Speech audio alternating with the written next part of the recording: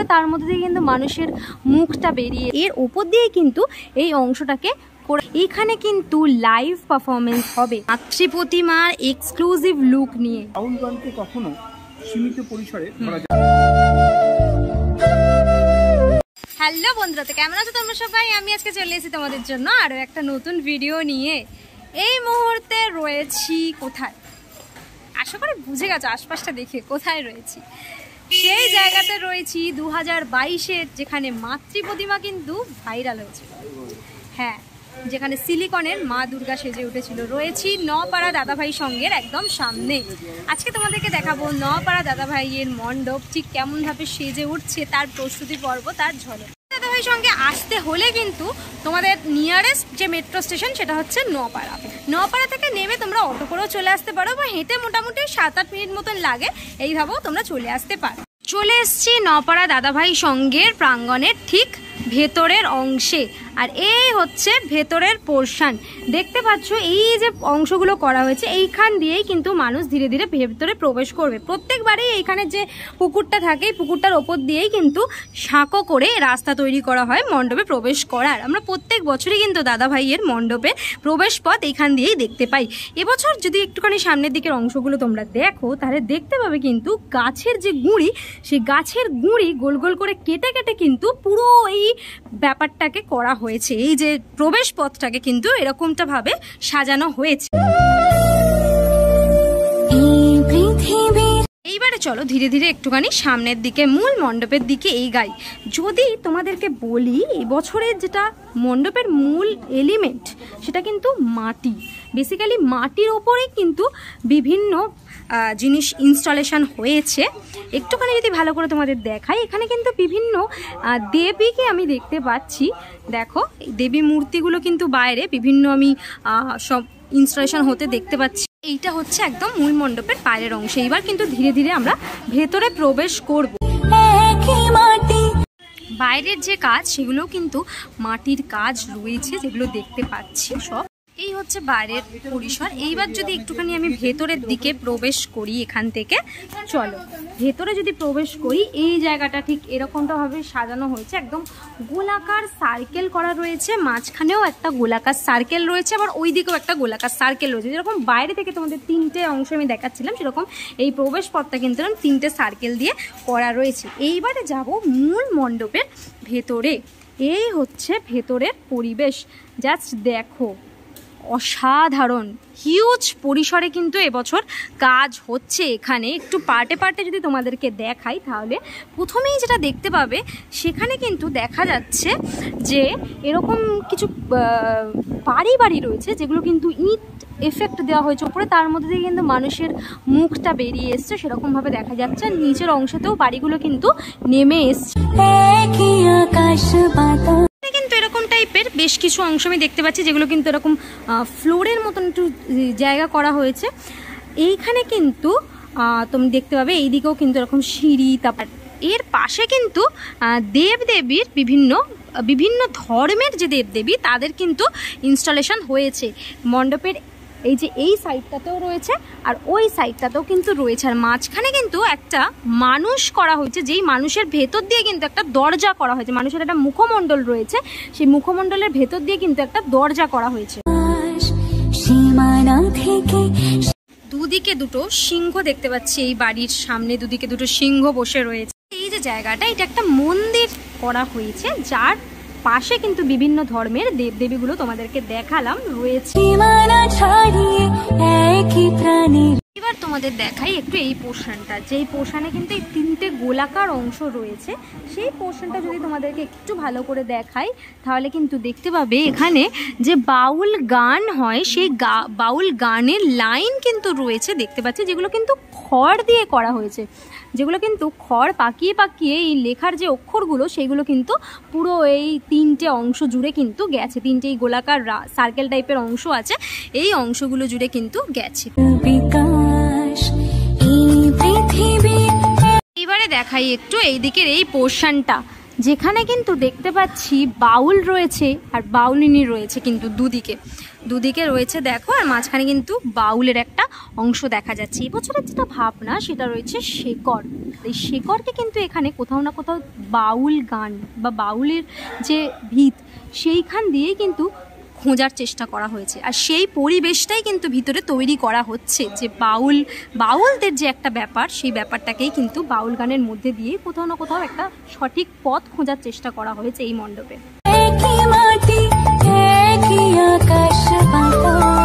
এরপর যদি একটুখানি এই পোর্শনটা দেখাই, এই পোর্শনটায় কিন্তু তোমরা দেখতে পাবে যে সমস্ত বাউল বা তাদের বাউলিনী সমস্ত তাদের কিন্তু মুখমণ্ডল রয়েছে। মুখমণ্ডল জুড়ে কিন্তু এই পুরো অংশটাকে সাজানো হয়েছে।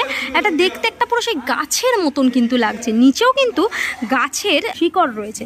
যদি তোমরা ভালো করে দেখো, গাছের ডাল থেকে কিন্তু ভেঙে ভেঙে যেরকমভাবে অংশগুলো বছরের পর বছর ধরে জলের সাথে মিশে মিশে যেরকম একটা সলিড জিনিসে তৈরি করা পরিণত হয়, সেই জিনিস দিয়েই কিন্তু পুরো এই নিচের অংশটা রয়েছে। এটা কিন্তু পুরো একদম অ্যাজ ইট ইজ যেরকম ছিল সেই রকমই রয়েছে।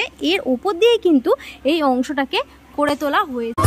সীমানা থেকে সীমানা ছাড়িয়ে একই প্রাণীর একটু সিলিং পোর্শনটা তোমরা দেখাই তোমাদের। সিলিং পোর্শনে কিন্তু বিভিন্ন ডিজাইন, বিভিন্ন তোমার কলকা এরকম টাইপের অংশ কিন্তু অ্যাকচুয়ালি সিলিং পোর্শন জুড়ে গেছে। সেগুলোতে কিন্তু ফ্রেমিং করে কিন্তু পুরো সিলিং পোর্শনটা জুড়ে কিন্তু অ্যাটাচ করা হয়েছে। সিলিং পোর্শনটাও কিন্তু দারুণ লাগছে দেখতে।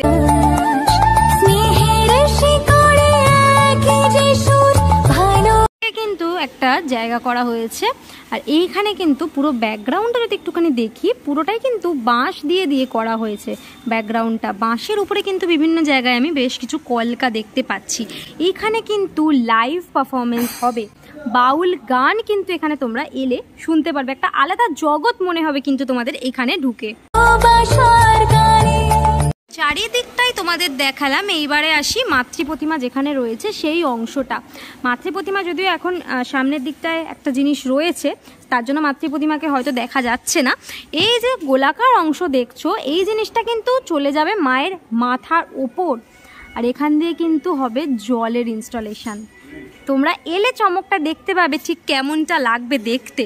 পুরো এই যে গোলাকার অংশটায় এখানে কিন্তু দেখতে পাচ্ছি এরকম শিব পার্বতী রয়েছে, পুরো তাদেরকে কিন্তু আঁকা হয়েছে এই গোলাকার অংশটার মধ্যে। এইটাই কিন্তু একদম ফ্রন্ট সাইড, এইটাই কিন্তু একদম মায়ের মাথার ওপরটায় থাকবে। মা যেখানে রয়েছে তার যদি একদম পুরো চারিপাশটা দেখাই, পুরো চারিপাশটায় কিন্তু বিভিন্ন ডিজাইন রয়েছে যেগুলো দেখতে পাচ্ছি। সেখানে কিন্তু আমি খড়েরও ইউজেস দেখতে পাচ্ছি। এই যে দেখো, এখান দিয়ে কিন্তু খড় রয়েছে, আর এইগুলো বেসিক্যালি দড়ি রয়েছে।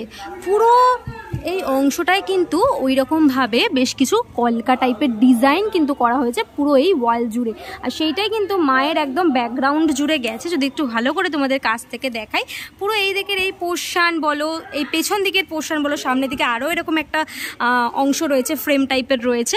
পুরো টোটাল এই পরিসরটাকে কিন্তু এরকমভাবে কলকা করে করে তোমার দড়ি দিয়ে কিন্তু বিষয়টাকে করা হয়েছে। অসাধারণ লাগছে, অপূর্ব লাগছে দেখতে।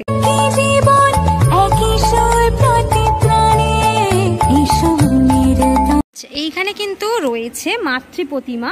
যদিও এখন এই জিনিসটা রয়েছে বলে তোমাদেরকে আমি দেখাতে পাচ্ছি না, একটু যদি কাছ থেকে তোমাদেরকে ব্যাপারটা একটু বোঝানোর চেষ্টা করি তাহলে কিন্তু দেখতে পাবে এখানে মাতৃ প্রতিমা একদম ভিন্ন।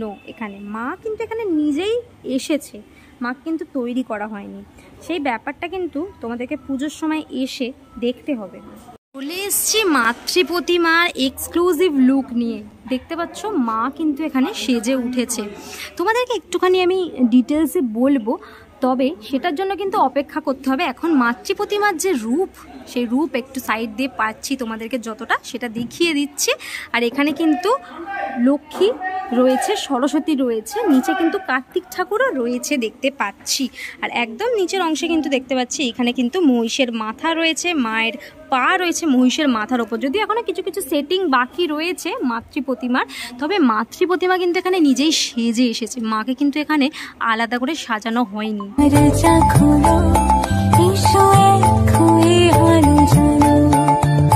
একটু যদি তোমাদের দেখাই কাছ থেকে, মায়ের মুখটা ঠিক এরকমটা দেখতে, দেখো পুরোটা যখন এই জিনিসটা যখন উপরে উঠে যাবে তখন কিন্তু তোমাদেরকে ভালোভাবে আমি ব্যাপারটা দেখাতে পারবো। জিনিসটা তোমরা দেখতে পাচ্ছ, মা কিন্তু এখানে নিজেই সেজে উঠেছে, মাকে কিন্তু আনা হয়নি, মা নিজেই চলে এসেছে। কারণ উত্তরবঙ্গের ধসে ভেঙে যাওয়া গাছের গুঁড়ি তিস্তা নদীতে বছরের পর বছর হাজার হাজার বছর ধরে থাকার ফলে একটা কিন্তু মানে এমন একটা অংশে পরিণত হয়, সেটাই কিন্তু একদম এখানে মায়ের রূপে ভেসে উঠেছে। মা কিন্তু এখানে নিজেই তৈরি হয়ে এসেছে। হয়তো কিছুটা পরিমাণ কাজ হয়েছে, বাট বাকিটা মায়ের যে চুলের অংশ, তারপরে এই যে নিচের পোর্শনটা, সমস্তটাই কিন্তু পুরো অ্যাজ ইট ইজ যেরকমটা ওই জিনিসটা ছিল, ওই গাছের গুঁড়িটা ছিল, সেইটা কিন্তু অ্যাজ ইট ইজ সেরকমই রয়েছে। পোর্শনটা দেখতে পাচ্ছ, এখান দিয়ে কিন্তু বাউলের বেশ কিছু একতারা লাগানো হয়েছে। সুরের যে ওই ফ্লোটা যায়, সুরের যে সাইনটা হয়, সেই সাইনটাও কিন্তু রয়েছে পুরো টোটাল এই অংশ জুড়ে। আর ওইদিকেও কিন্তু রয়েছে। আমাদের সাথে কিন্তু এই মুহূর্তে দাদা ভাইতে পেয়ে গেছি সন্দীপ দা, তাপসীদিকে। নমস্কার দাদা। নমস্কার দিদি। তো তোমাদেরকে প্রথমেই এটা জিজ্ঞেস করব যে এই বছর তো হিউজ একটা পরিসরের কাজ তুমি করছো, যা চারিপাশটা ঘুরে আমি দেখলাম। এবারে একটুখানি আমাকে ব্যাপারটা বলো যে থিমের নাম কি রেখেছো আর সেটাকে কিভাবে তুমি দেখাচ্ছ? থিমের নাম রয়েছে শেকড়। শেকড় বলতে আমরা জানি যে কোনো গাছের রুটকে বোঝায়। তো যে রুটটা কি না ডিপেন্ড করে, যে গাছটা ডিপেন্ড করে ওই রুটটার উপরে, যে কীভাবে গাছটা কতটা সমৃদ্ধ হবে সেটা ডিপেন্ড করে কিন্তু রুটটার উপরে। তেমনই আমার মনে হয় আমাদের জীবনেরও রুট, কোনো একটা রুট আছে, যে রুটটার দ্বারা আমাদের জীবনটা চালিত হতে পারে এবং সম্পূর্ণরূপে ঠিকঠাকভাবে চলতে পারে। তো সেই রুটটা কি সেটা খুঁজে বার করাই হচ্ছে এই কনসেপ্টের মূল্যায়ন। সেটা হচ্ছে যে আমরা যদি দেখি, একটু ভালোভাবে শুনি, সেখানে দেখা যায় কি বাউল গান, এই বাউল গানের মধ্যে, বাউল গানটা কিন্তু খুব পুরনো আমাদের একটা বাংলার লোকগীত, বাংলায় জন্মজাত। তো এই বাউল গানের মধ্যে কিন্তু সেই রুট খুঁজে পাওয়া যায়। বাউল গানগুলোকে যদি আমরা ভালো করে শুনি, তাহলে দেখবো আমাদের জীবনের সব রুটগুলোই কিন্তু এই বাউল গানে ধরা আছে। আর ওই বাউল গানের কথাগুলো যদি আমরা শুনে যদি চলি, বা ওই বাউল গানের যদি আপনার দৃষ্টিভঙ্গি বা সেটা নিয়ে যদি আমরা চলতে পারি, তাহলে কিন্তু আমাদের জীবনটা অনেক বেশি সহজ সরল হয়ে যেতে পারে। তো সেই জন্যই এই কনসেপ্টের নাম হচ্ছে দ্য রুট বা শেকড়, যেটা কিনা সম্পূর্ণ বাউল গানের ওপরেই এই কনসেপ্টটা ডিপেন্ড করছে। বাউল গানের আমরা জানি যে ভারতে বহু বড় বড় শিল্পী বাউল গান রচিত করে গেছে। আমরা জানি লালন শাহের নাম জানি, আবার ওপারে শাহ করিমের নাম জানি। এরকম বহু বড় বড় গুণী শিল্পীরা, বাউল শিল্পীরা কিন্তু গান রচনা করে গেছে। এবং সেখানে কিন্তু সেই গানগুলো কিন্তু বর্তমানের বড় বড় মনোবিদ যারা আছেন তাদের থেকেও কিন্তু অনেক বড় পরিসর সেই জায়গায়। এটা আমার কথা না, এটা স্বয়ং রবীন্দ্রনাথের কথা। তো সুতরাং এই জায়গাটাকে আমরা ধরতে চেয়েছি, কেন কি একটা এই মানে এই সময়টা চলছে, খুব বিশৃঙ্খলাময় একটা সময় চলছে।